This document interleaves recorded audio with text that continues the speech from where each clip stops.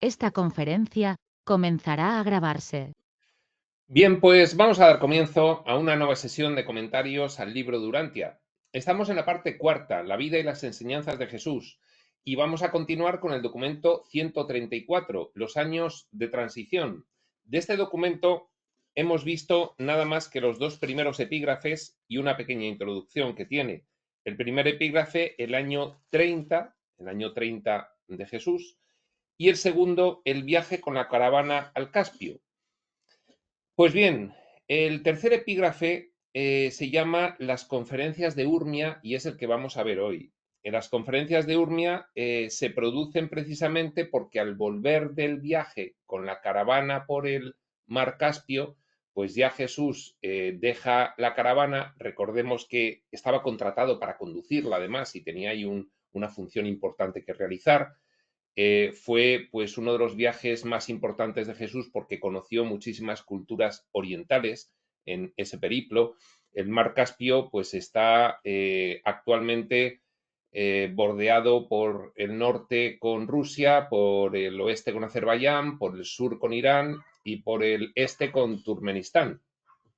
Y al volver del mar Caspio, en el mismo Irán, pues casi con Azerbaiyán, hay un pequeño lago que es el lago de Urmia, y ahí es donde se van a desarrollar, como vamos a ver ahora, esas tres conferencias. Bueno, fueron muchas conferencias las de Urmia, pero vamos a ver por qué el libro de Urantia solo refleja tres epígrafes de todas las conferencias de Urmia, que debían ser pues un par de docenas o algo similar. Entonces, hoy vamos a ver cómo llega Jesús al lago Urmia y qué es lo que ocurre para que ahí dé conferencias, que es este epígrafe 3, las conferencias de Urmia, y las propias conferencias de Urmia son el epígrafe 4, la soberanía divina y humana, el epígrafe 5, la soberanía política, y el epígrafe 6, la ley, la libertad y la soberanía.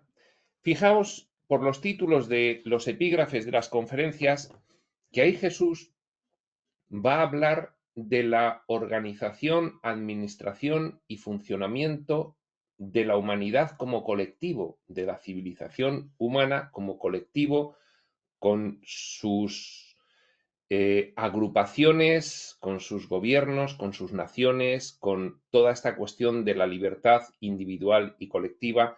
Es muy interesante, está plenamente vigente en este momento. Como ya sabéis, los que estáis informados en cuestiones geopolíticas, está plenamente vigente lo que dice Jesús con este momento, con lo cual las siguientes sesiones van a ser muy interesantes. Esta sesión de hoy, que le vamos a dedicar al epígrafe 3, las conferencias de Urmia, es introductoria a el propio contenido de esas conferencias que está distribuido en esos tres epígrafes. Es introductoria y además nos va a llevar un buen tiempo de la sesión porque va a ocurrir que vamos a contemplar cómo de las pocas discrepancias que ha habido entre los reveladores de Urantia sobre qué contenido introducir en el libro de Urantia, esta fue una de ellas. Y vamos a entender por qué se produjo esa discrepancia sobre qué incluir de las conferencias de Urmia en el libro de Urantia y qué no. Vamos a verlo con un poquito de detalle. Y por eso, aunque este punto 3, las conferencias de Urmia, este epígrafe 3, es introductorio de los siguientes tres epígrafes que tienen el contenido de las conferencias, sin embargo es importante y es interesante. Por lo tanto, sin más preámbulo, comenzamos la lectura y comentario, que dice así. Camino del mar Caspio, Jesús se había detenido varios días en la vieja ciudad persia de Urmia, sobre la costa occidental del lago Urmia, para descansar y recuperarse.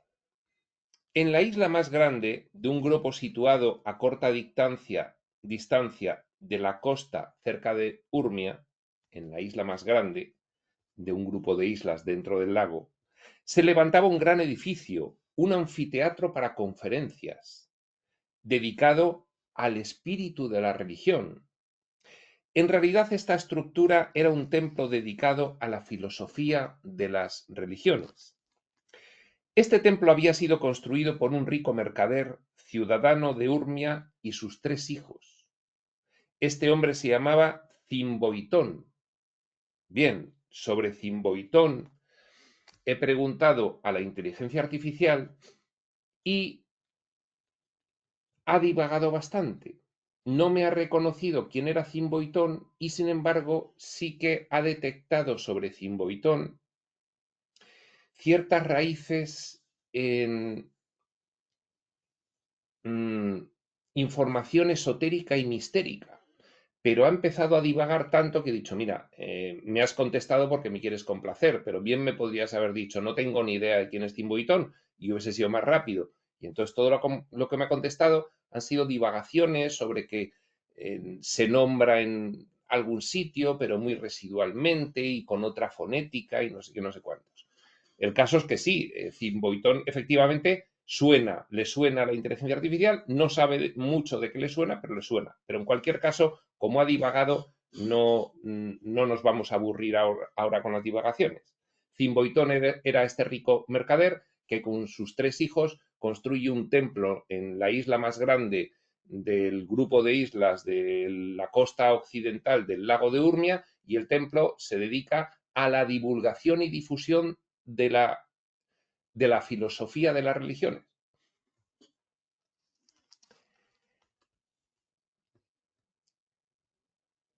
Este hombre se llamaba Cimboitón y sus antepasados provenían de muchos pueblos distintos. Las conferencias y discusiones comenzaban en esta escuela religiosa a las 10 de la mañana. Las sesiones de la tarde comenzaban a las 3 y los debates nocturnos se iniciaban a las 8 de la noche. Estas sesiones de enseñanza, discusión y debate eran presididas siempre por Cimboitón o por uno de sus 3 hijos. El fundador de esta escuela religiosa tan singular vivió y murió sin divulgar jamás sus creencias religiosas personales. Un promotor de debates sobre la filosofía de la religión, pues debía permanecer neutro, evidentemente para no condicionar. Varias veces participó Jesús en estas discusiones y antes de que partiera de Urmia, Cimboitón acordó con Jesús. Jesús participa, Cimboitón le oye hablar y dice, cuidado con este, que este dice cosas de una profundidad extraordinaria. Antes de que partiera de Urmia, Cimboitón acordó con Jesús que durante su viaje de regreso se hospedará con ellos 2 semanas. Es decir, iba hacia el mar Caspio. Cuando iba hacia el mar Caspio, allí en el lago de Urmia, allí en el templo acudió y participó en algunas conferencias, no las impartió, pero participó y preguntó y habló, le oyó Cimboitón y le dijo, cuando vuelvas de tu vuelta del mar Caspio, te paras aquí durante 2 semanas y dictas 24 conferencias sobre la fraternidad de los hombres, el tema de Jesús, claro, principal. Y que dirigiera 12 sesiones nocturnas de preguntas, discusiones y debates. Es decir, das 24 conferencias y luego además diriges los debates en 12 sesiones. Vale.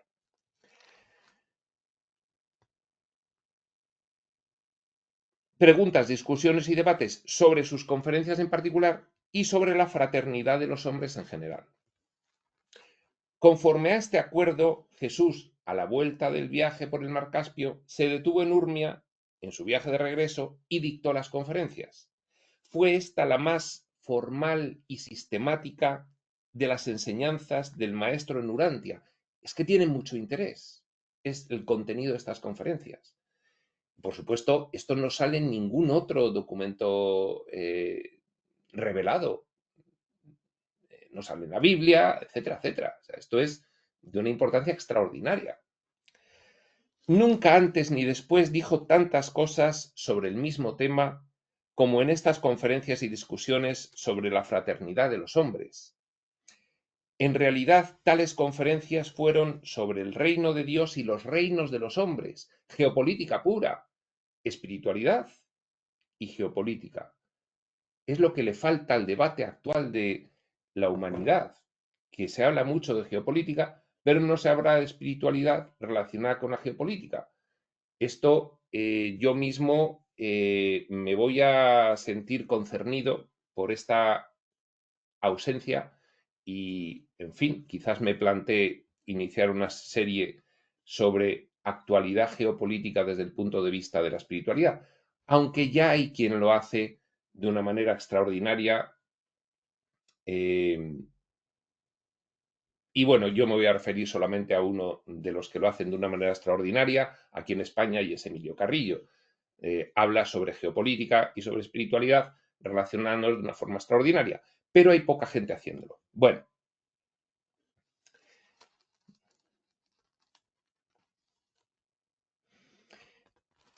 sigue diciendo, más de 30 religiones y cultos religiosos estaban representados en el cuerpo docente del Templo de Filosofía Religiosa.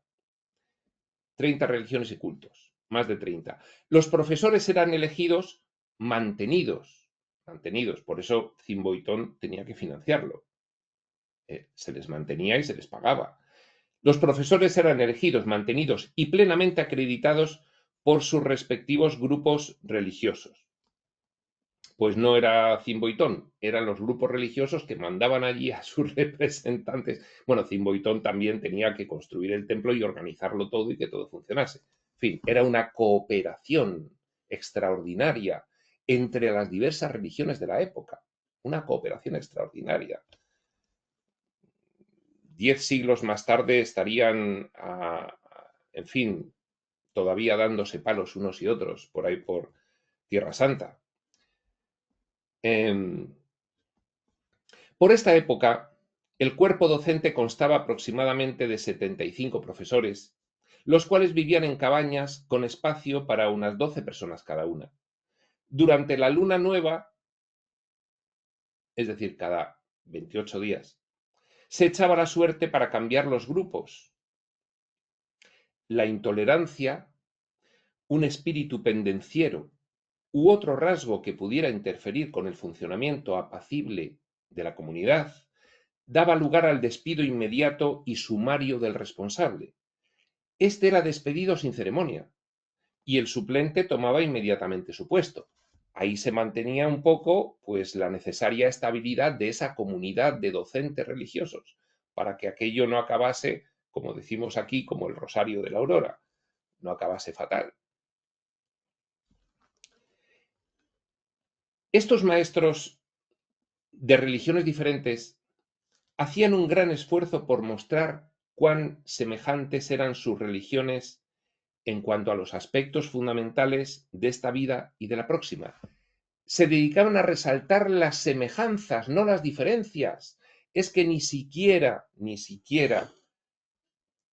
plenamente los divulgadores espirituales actuales se dedican a resaltar las semejanzas, sino que a veces también resaltan las diferencias. Bueno, aquí no, aquí resaltaban las semejanzas, pues porque entendían que había un valor superior en la semejanza y un valor inferior en la diferencia. Para obtener una cátedra en esta facultad bastaba que aceptase una doctrina o algún tipo de deidad suprema, pues una religión o un culto. Cada uno de los maestros debía representar una religión que reconociera a Dios. En el cuerpo docente había 5 maestros independientes. No eran de ninguna religión. Eran no adscritos a ninguna religión o culto. Yo apuesto a que eran los de la espiritualidad profunda, que no representaban a una religión organizada. Y como tal, apareció Jesús ante ellos, como maestro independiente, no adscrito a ninguna religión. No representó a la religión hebrea, claro. Él ya tenía claras las bases de su misión y lo que iba a decir. Bien, pues el epígrafe acaba aquí. Fijaos que es muy cortito, pero vamos a ver ahora la nota que transcriben los reveladores del libro de Urantia sobre la discrepancia que hubo a la hora de decidir qué contenidos de los discursos de Jesús se incluían en el libro de Orantia y cuáles no. Y vamos a ver, intentar profundizar en qué consiste esta discrepancia. Dice, cuando nosotros, los seres intermedios son una orden de seres que están aquí en el escenario Tierra, que no nos vamos a entretener, pero bueno, nacen de la conjunción entre unos seres que vienen a mejorar la biología de la Tierra y a establecer pues una nueva cepa genética. Esto nos puede sonar mucho con otras cosas históricas que se oyen ahora mismo por allí, pero el libro de Urantia lo cuenta de una forma muy concreta y muy especial. Y bueno, pues algunas personas de la Tierra. Entonces estos seres intermedios pues tenían unas, en fin, características no físico-materiales, son muy cercanos a los físico-materiales, son astrales de cierta densidad, pero no les percibimos, no les vemos. Y estos, bueno, pues cayeron en la dualidad, algunos estaban en la luz, otros en la oscuridad. Esto surgió a partir de la rebelión de Lucifer, como simbología del drama histórico vivido en nuestro escenario Tierra. Y los que fueron a la luz, pues, en fin, estaban al servicio del plan, de la evolución. Y entonces algunos de ellos siguieron la vida de Jesús muy de cerca y documentaron todo. Y de ahí viene la revelación del libro de Urantia, de estos seres intermedios, que son realmente los reveladores.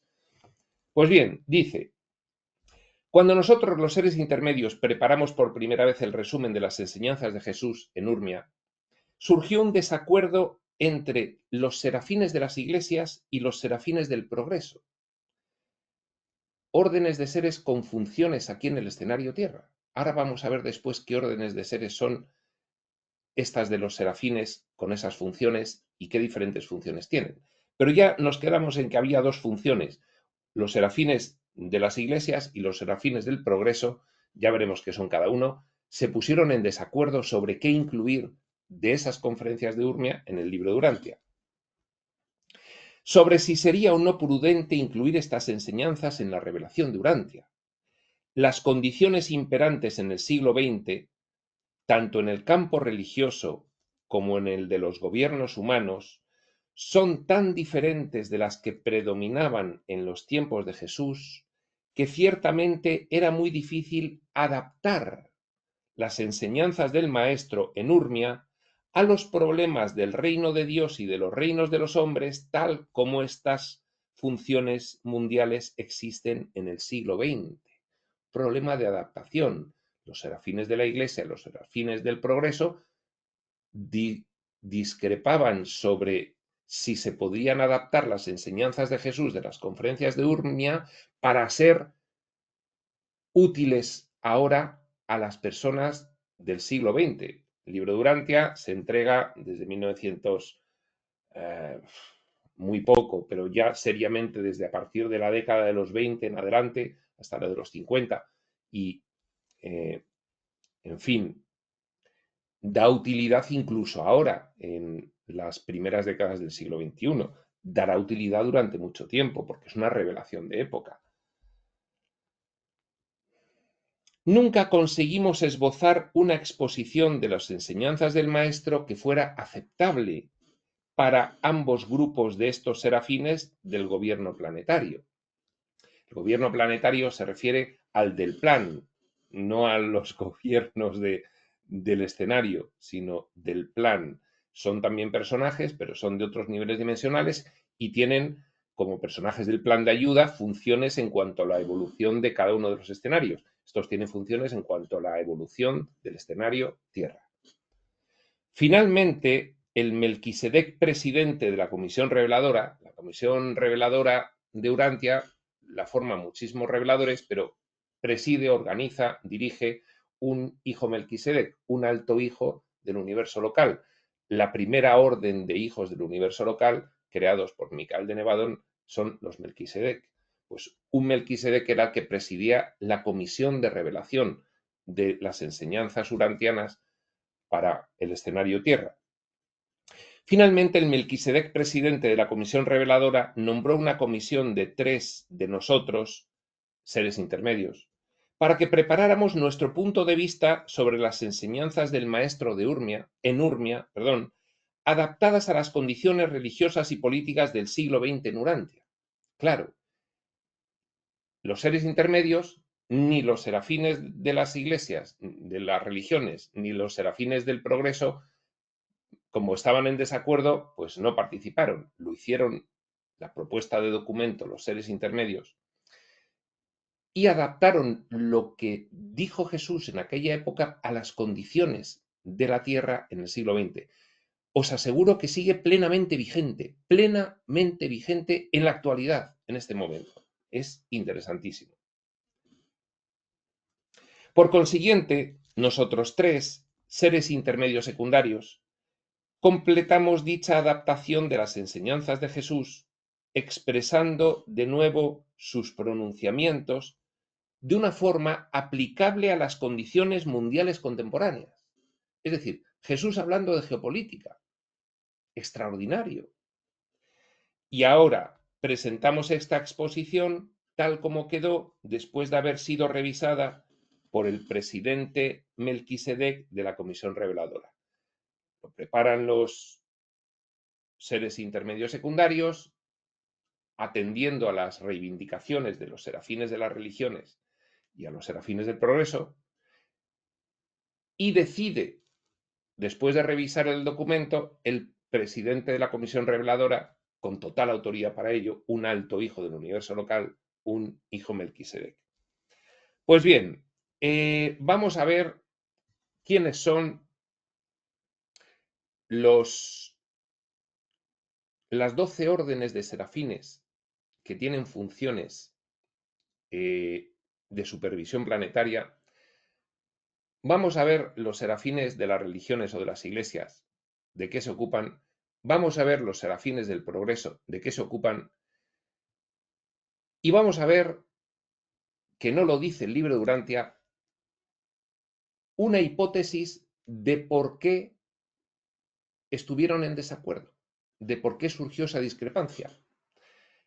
Es arriesgado porque la hipótesis se la hemos pedido a la inteligencia artificial y para eso le hemos pedido que se estudie el contenido de los 3 epígrafes siguientes: la soberanía divina y humana, la soberanía política y la ley, la libertad y la soberanía. Y después de estudiárselo, a mí la respuesta que ha dado me ha parecido bien. Es curioso, pero me ha sorprendido y me ha valido como hipótesis de la discrepancia, que no se explica aquí qué discrepancia fue. Y vamos a leer también eso, con lo cual vamos a leer 4 cosas. Empezamos con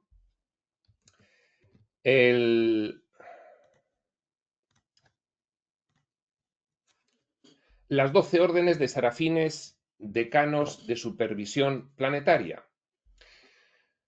En el libro de Urantia se describen 12 órdenes de serafines decanos de supervisión planetaria, cada una especializada en aspectos clave de la evolución de los mundos habitados. Cada una especializada en aspectos clave de la evolución de los mundos habitados.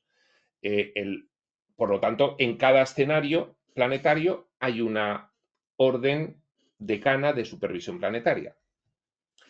Estas órdenes están dirigidas por los serafines supremos, unos superiores, y se integran en el gobierno seráfico del planeta, del plan de ayuda. Finalidad de la supervisión planetaria. La misión general de estas 12 órdenes es supervisar, fomentar y equilibrar el progreso evolutivo de los mundos del tiempo, como Urantia, desde una perspectiva espiritual, social, intelectual y cultural. Fijaos, civilizatoria, en suma.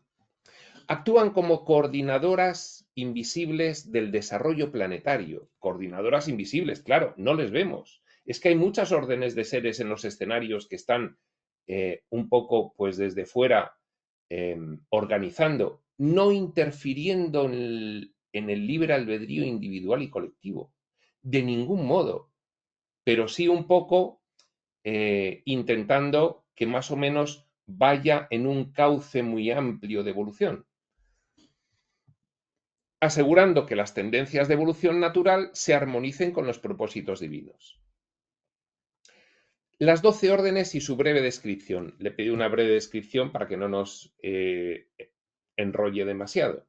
1. Ángeles de la época. Custodian los valores espirituales esenciales de cada dispensación planetaria. Su función es consolidar los logros espirituales de una era para servir de cimiento a la siguiente. Una dispensación planetaria es como una cosecha, según el concepto que de la misma da el material de Ra en su exposición sobre la ley del uno. Sería como,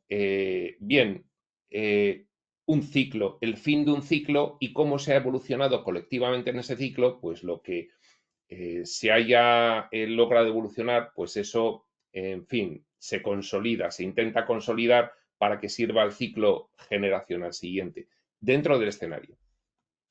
Estos eran ángeles de la época. 2. Ángeles, bueno, se puede decir, los serafines son una clase de ángeles. Yo prefiero decir serafines sabiendo que son ángeles. Serafines del progreso. Impulsores del cambio evolutivo. Estos son unos de los que están en discrepancia. Impulsores del cambio evolutivo. Actúan para que la sociedad avance hacia ideales superiores trabajando con reformadores e innovadores. Son los progresistas, en el buen sentido, no en el sentido político de aquí. Tercero, guardianes religiosos. Serafines de las iglesias. Esta es la otra orden que está en discrepancia. Han salido el segundo y el tercero. Custodios de los valores espirituales permanentes. Los que no cambian. Protegen lo mejor de las religiones y tradiciones religiosas, facilitando su integración en nuevas formas de fe. Alguien se estará preguntando ya qué es lo que hacen efectivamente los serafines para conseguir todo esto. No se preocupe, lo vamos a ver después. 4. Ángeles de la vida nacional. Supervisan la evolución de las naciones, procuran el desarrollo armonioso de las instituciones políticas, sociales y culturales dentro de los pueblos. Últimamente no están teniendo mucho éxito. 5. Ángeles de las razas. Se ocupan del bienestar y progreso de los distintos grupos étnicos. Buscan preservar la diversidad racial equilibrada con la unidad de la especie humana. 6. Ángeles del futuro. Custodios del ideal futuro. Proyectan visiones avanzadas del desarrollo planetario y preparan las condiciones para su realización. 7. Ángeles del esclarecimiento. Cooperan con los educadores, promueven la difusión del conocimiento útil y verdadero, especialmente el saber espiritual y cósmico. Los profesores y los maestros, cuando se inspiran internamente, les ayudan los ángeles del esclarecimiento. 8. Guardianes de la salud. Asociados con los sanadores, buscan mejorar la salud física y mental y colaborar con el avance de las ciencias médicas y de la higiene pública. Estos son los que inspiran a los médicos. También últimamente, en el siglo XX, lo han tenido complicado. 9. Ángeles de la industria, serafines de la industria. Fomentan la ética del trabajo y el desarrollo económico justo. Promueven la justicia en la distribución de bienes y la dignidad del trabajo. Bueno, estos en Occidente ciertamente han ido avanzando bastante. 10. Serafines del descanso. Son los ángeles del juego, el humor y la relajación. Su función es equilibrar la vida laboral y espiritual con el descanso creativo y la alegría sana. Estos tampoco lo tienen fácil porque el descanso creativo y la alegría no siempre son sanas aquí en la Tierra. Así tendrá que ser así. 11. Ángeles del ministerio superhumano. Coordinan el trabajo de otros seres celestiales, como los intermedios o técnicos, en favor del progreso planetario. Son el enlace entre las órdenes celestes. Estos son los embajadores, los que enlazan con otras órdenes que están haciendo otras funciones aquí en Urantia. 12. Reservas seráficas. Grupo móvil y versátil que puede ser asignado a cualquiera de las otras órdenes según necesidad. Siempre están listos para responder a situaciones emergentes o especiales. Bien, esto lo veremos más adelante con detalle cuando llegue el punto en el que estudiemos no cercano pues a estas órdenes de seres angélicos, serafines específicamente, y sus funciones. Nos da una conclusión. Estas 12 órdenes de serafines forman una estructura compleja y altamente especializada que vela por la evolución espiritual y civilizatoria de los planetas. Y civilizatoria. Aquí está lo de la geopolítica. Por eso estos tenían que ver de esos discursos de Jesús que se incluía en el libro Durantia, porque al final hay un gran contenido geopolítico. Cada orden actúa en un dominio específico, pero todas cooperan para guiar discretamente el progreso equilibrado de la humanidad hacia los ideales del plan divino. Son, lógicamente, seres descendientes del plan de ayuda, supercooperativos, mucho más evolucionados que nosotros. Lógicamente, pues cooperan. Bien, pues vamos a ver muy rápidamente los serafines de la religión, también llamados los serafines de las diferentes iglesias o religiones. Muy brevemente. En el libro Durantia, los serafines de las iglesias se identifican formalmente como los guardianes religiosos, una de las 12 divisiones de los serafines decanos de supervisión planetaria, un cuerpo especializado de ángeles asignado a Urantia después de la efusión del Espíritu de la Verdad. Estos serafines de las religiones, yo entiendo que han asesorado a los cardenales. Luego, claro, ellos asesoran con inspiración, con intuición, ya lo veremos después, y luego los cardenales hacen lo que quieren. Si los cardenales miran en su interior, hacen caso a los serafines de las religiones, si no, no. Entiendo que en el cónclave habrá habido un poco de todo.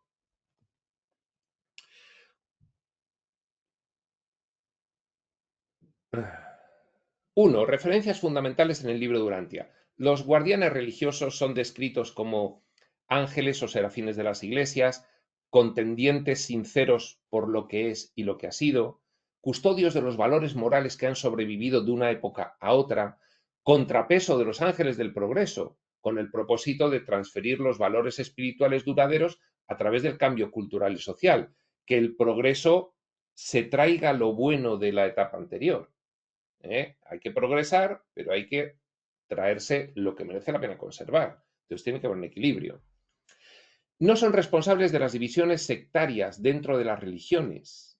¿Cuáles son las divisiones sectarias dentro de las religiones? Pues fíjate, conservadores y progresistas, lo hemos visto ahora con motivo del cónclave, conservadores y progresistas. Dice, ellos no se dedican a asesorar a unos y a otros, sino a precisamente que no haya polaridad sectaria dentro de las religiones. Ni fomentan el sectarismo o el conflicto doctrinal. En cambio, buscan preservar lo valioso del pasado espiritual e integrarlo cuidadosamente en las nuevas formas de pensamiento y práctica religiosa emergentes. Si los ministros de las religiones realmente decidiesen, mirando a su interior, harían caso a todas estas órdenes. Y todo esto claramente mejoraría, claramente mejoraría.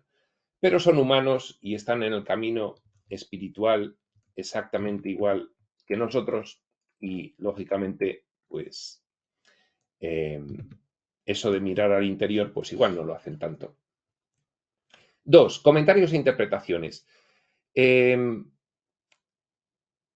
Según se dice en los cuadernos de William Sadler fue la principal figura que ha tenido el movimiento urantiano. Esto, en fin, es historia del movimiento urantiano. Se sale y excede completamente del libro de Urantia, pero William Sadler hace comentarios muy interesantes sobre muchas cosas del libro de Urantia. Y dice así. En los cuadernos de William Sadler, estos ángeles también se identifican como el tercer grupo de los 12 cuerpos de serafines planetarios, correcto, sirviendo actualmente en Urantia durante esta dispensación, durante este ciclo evolutivo. Se les describe como esenciales para asegurar el tránsito de valores morales imprecederos de una generación a otra y proteger el legado espiritual genuino de la humanidad. También se les relaciona con las 7 estrellas que Juan de Patmos vio en su visión del Apocalipsis, interpretadas como los ángeles guardianes de las 7 iglesias. Esto es interesante. Esta analogía es retomada en estudios y simposios contemporáneos que abordan la conexión entre estos serafines y el trabajo espiritual comunitario y eclesial en el planeta.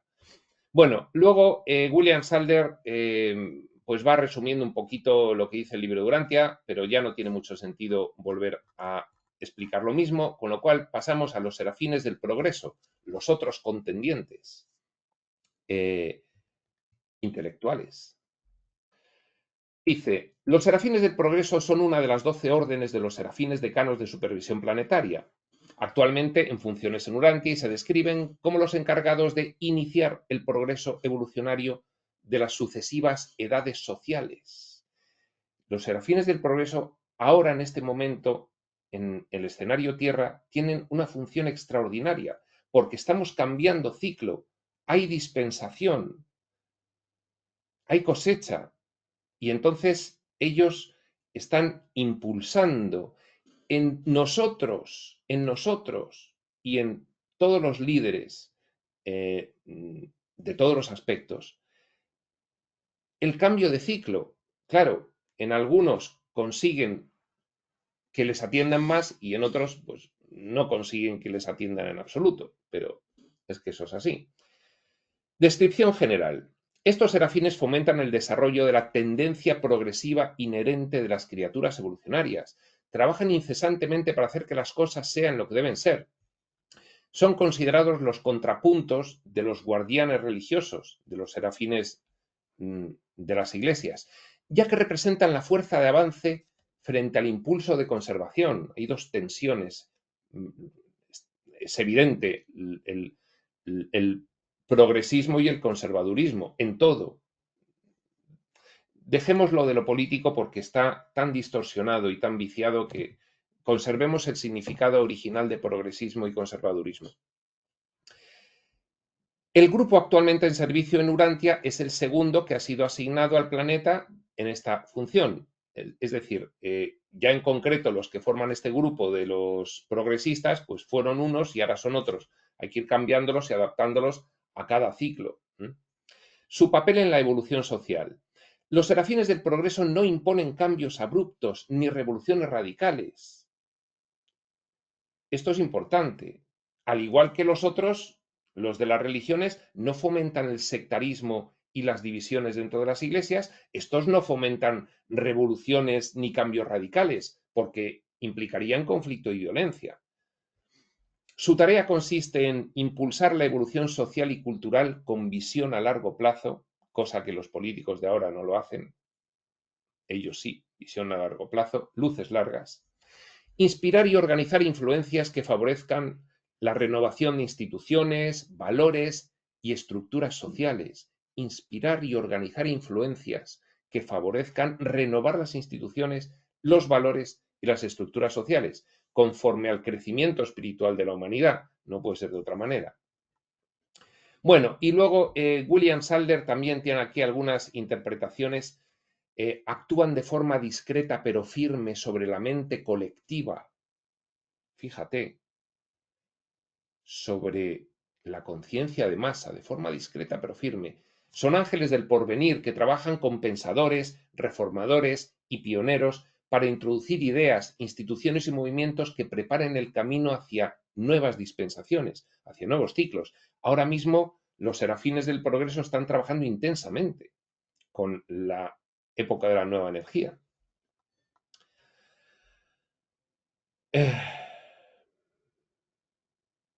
Bien, más de lo mismo que sigue diciendo William Sadler, y más de lo mismo, y más de lo mismo. Bien, vamos a ver ahora una cuestión interesantísima y es, realmente muchos os habréis preguntado, vale, bien, estos ayudan, pero ¿cómo ayudan? ¿Cómo ayudan estas órdenes? ¿Cómo actúan estas órdenes sin vulnerar el plan general colectivo planetario ni el libre albedrío individual? Esa es la pregunta que le he hecho a la inteligencia artificial y no me esperaba una respuesta tan elaborada y me ha gustado y me ha sorprendido. Pregunta, ¿cómo actúan estas órdenes sin vulnerar el plan general colectivo planetario del escenario, sin vulnerarlo, sin cambiarlo? Es decir, lo que ocurre en el escenario es cosa de los personajes del escenario. Nadie puede intervenir. Hay que respetar los procesos internos. Y ni se puede vulnerar el libre albedrío individual. ¿Cómo actúan entonces? Y me ha gustado la respuesta. Y dice así. Las 12 órdenes de serafines decanos de supervisión planetaria actúan de acuerdo con principios espirituales muy estrictos que preservan la integridad del plan divino, respetan el libre albedrío individual y honran la soberanía colectiva evolutiva de los mundos habitados como Urantia. Según el libro de Urantia, su influencia se ejerce bajo ciertas condiciones fundamentales. Ahora está recopilando información que ha obtenido el libro de Urantia. El libro de Urantia sí explica cómo actúan, pero lo que le he pedido es una hipótesis sobre por qué han discrepado. Eso lo veremos después, pero vamos a ver antes cómo actúan porque es muy interesante. Y dice, 1. Cooperación con el plan divino de evolución experiencial.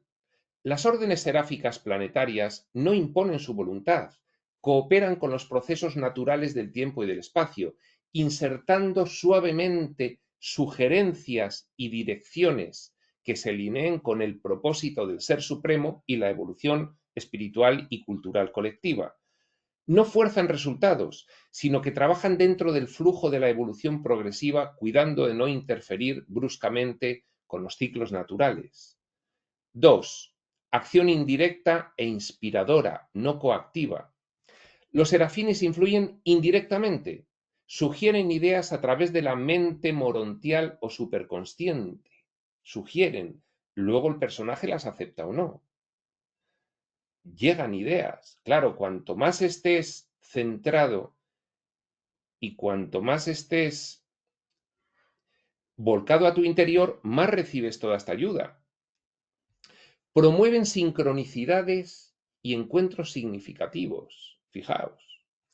Potencian impulsos nobles, éticos y creativos en los individuos receptivos.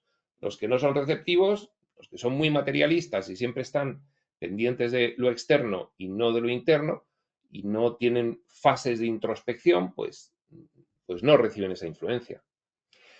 Nunca ejercen dominación directa ni manipulación psicológica, sino que, bueno, en esto se diferencian de los oscuros. Los oscuros ejercen dominación directa y manipulación psicológica. Estos no, sino que iluminan caminos posibles, dejando que cada persona o sociedad elija libremente. Iluminan, inspiran caminos posibles.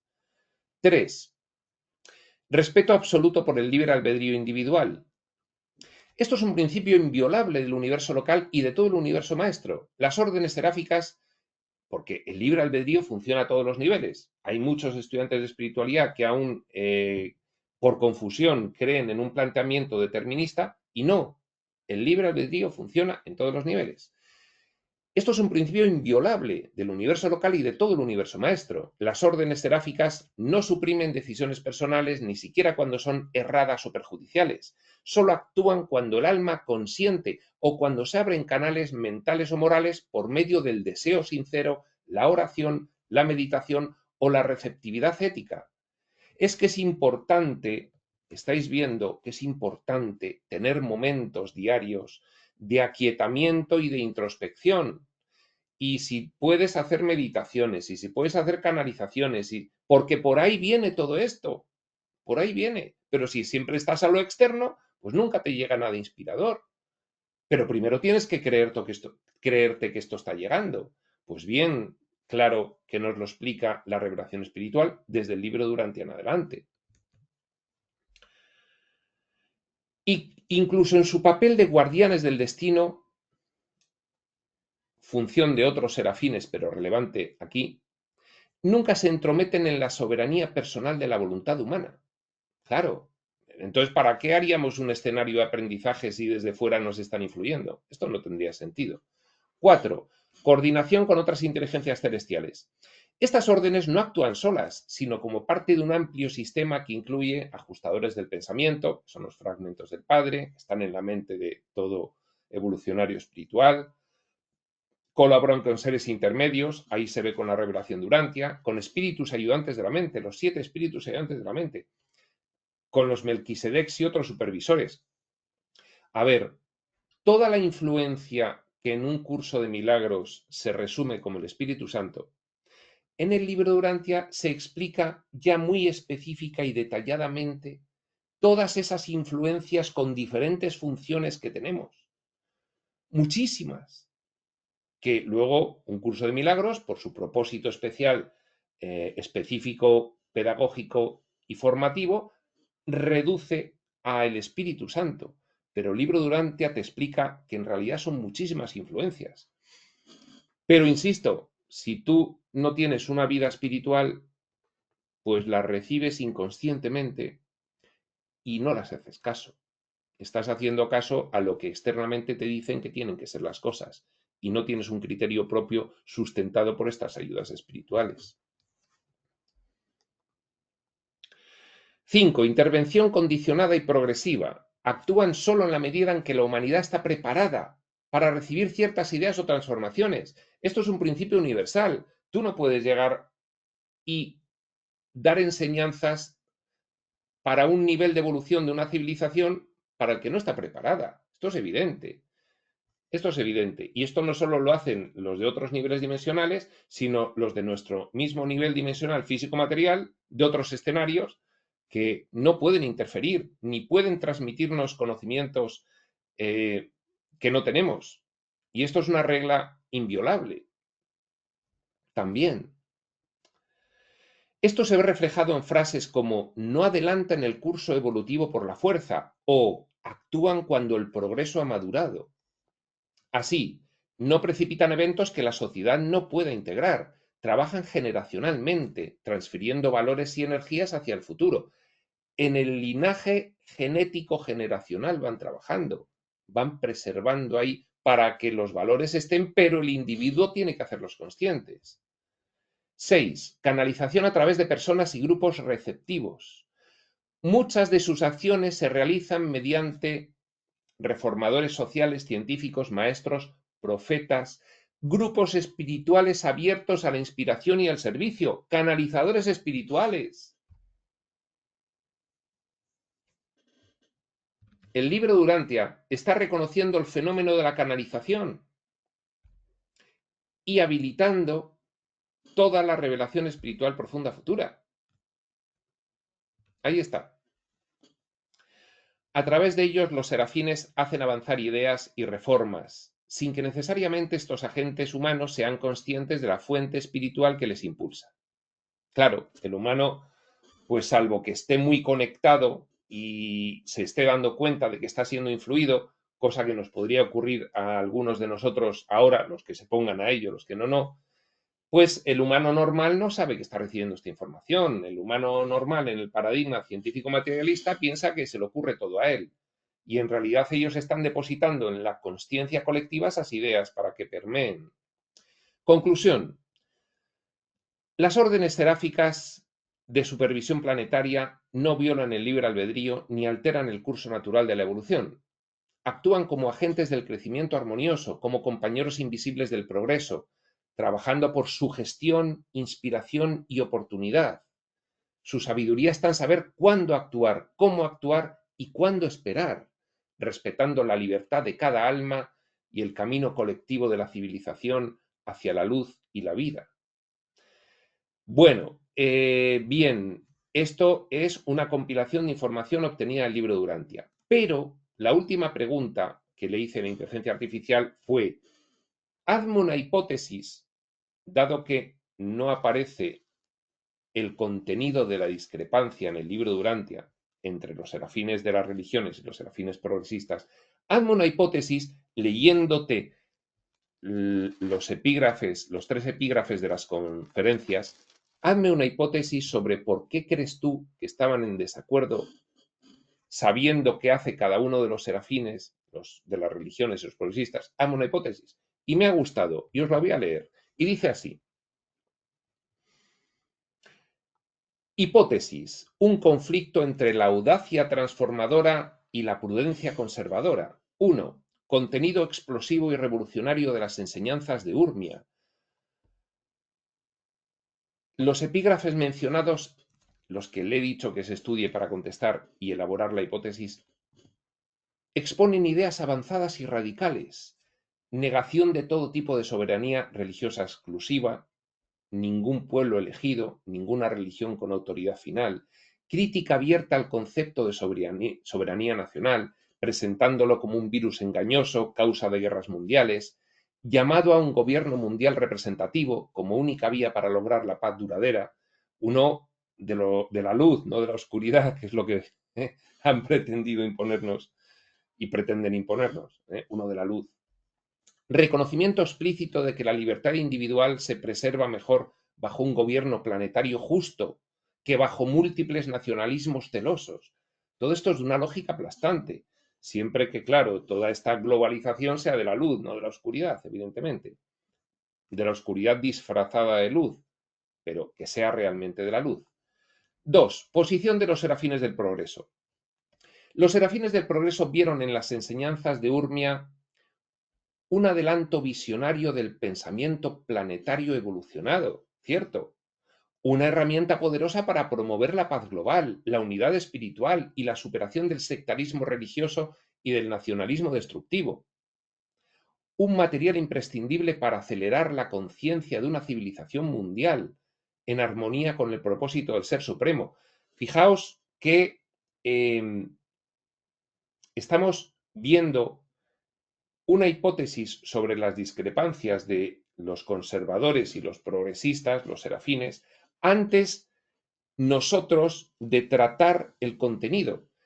Pero es que después de tratar el contenido vamos a volver a leer este documento. Lo estoy leyendo antes para que situemos un poquito la discrepancia que hubo entre los reveladores de Urantia a la hora de incluir este contenido en el libro de Urantia o no. Pero sé que es anticiparme un poco porque hasta que no leamos realmente el contenido de las conferencias de Urmia dado por Jesús, no vamos a entender realmente de qué nos están hablando. Pero sí nos sitúan en lo que era la discrepancia. Y después de leer y detenernos muchísimo con todo este contenido de vigencia geopolítica ahora mismo impresionante, volveremos a leer esto. Si me acuerdo. Espero que sí. Sigue diciendo la inteligencia artificial al elaborar esa hipótesis que le solicité. Por tanto, promovieron su inclusión en la revelación, los serafines del progreso, promovieron su inclusión en la revelación con una actitud de urgencia y proyección hacia la civilización futura. Oye, vamos a incluir los contenidos de las conferencias de Urmia inmediatamente. Pero los serafines de las iglesias, todo esto es una hipótesis de la inteligencia artificial. A mí me ha gustado mucho. Esto no aparece en el libro de Urantia, se lo ha inventado ella. Posición de los serafines de las iglesias. Los guardianes religiosos, por otra parte, observaron que las enseñanzas tocaban temas extremadamente sensibles: soberanía, autoridad religiosa, estructuras políticas y reinterpretaciones del mensaje de Jesús. Que la mayoría de las religiones, claro, reinterpretaciones del mensaje de Jesús cristiano, pues claro, porque esto es el libro de Urantia. Es, es una resignificación y un rescate del contenido verdadero del mensaje de Jesús. Por eso dice, claro, los conservadores dicen, oye, que hay reinterpretaciones del mensaje de Jesús muy potentes aquí, demasiado potentes para lo que eran las décadas 20-30 del siglo XX. ¿Qué más observaron los guardianes religiosos? Que la mayoría de las religiones institucionales y naciones contemporáneas no estaban preparadas para asumir ni integrar este tipo de planteamientos, que incluir estos contenidos de manera directa podría desestabilizar la fe tradicional, generar rechazo o interpretación errónea y provocar una oposición prematura a la revelación. Extraordinaria respuesta, de verdad. Yo me tengo que quitar el sombrero y reconocerlo. Su prudencia se basaba, la de los serafines conservadores, los guardianes de la religión, su prudencia se basaba en la necesidad de conservar la continuidad espiritual, respetar las etapas evolutivas y evitar choques innecesarios con las estructuras vigentes. Resolución del conflicto.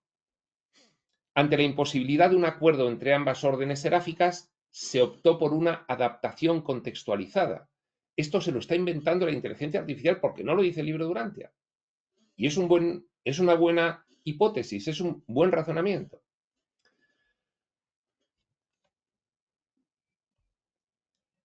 Se optó por una adaptación contextualizada y rescata algunas frases literales. nunca conseguimos esbozar una exposición de las enseñanzas del maestro que fuera aceptable para ambos grupos de estos serafines del gobierno planetario. Esto es una literalidad del epígrafe de hoy. La solución fue que 3 seres intermedios secundarios prepararon una versión de las enseñanzas de Urmia, adaptadas al siglo XX, revisada por el presidente Melquisedec. Esto lo hemos leído.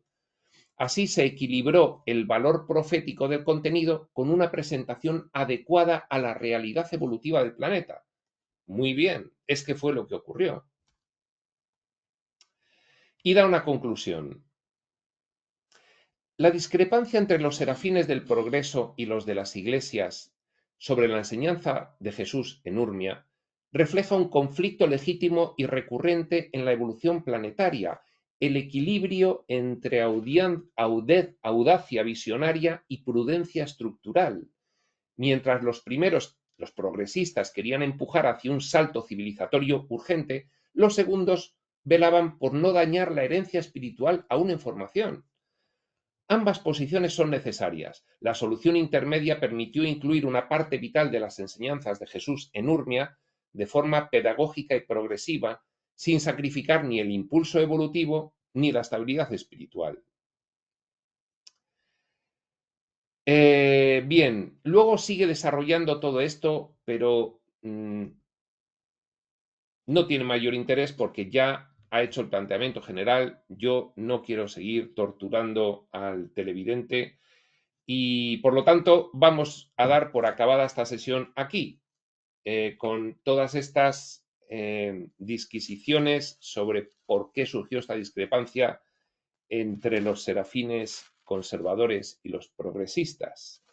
A partir de nuestra sesión siguiente comenzaremos con las conferencias de Urmia, con la primera, que es el epígrafe 4, la soberanía divina y humana. Es de un interés extraordinario y de una vigencia máxima, de verdad. Lo vais a comprobar en cuanto le echemos mano. Pues bien, esto será en la siguiente sesión, que será en otro momento. Este otro momento será cuando tenga que ser, y hasta entonces, prospector.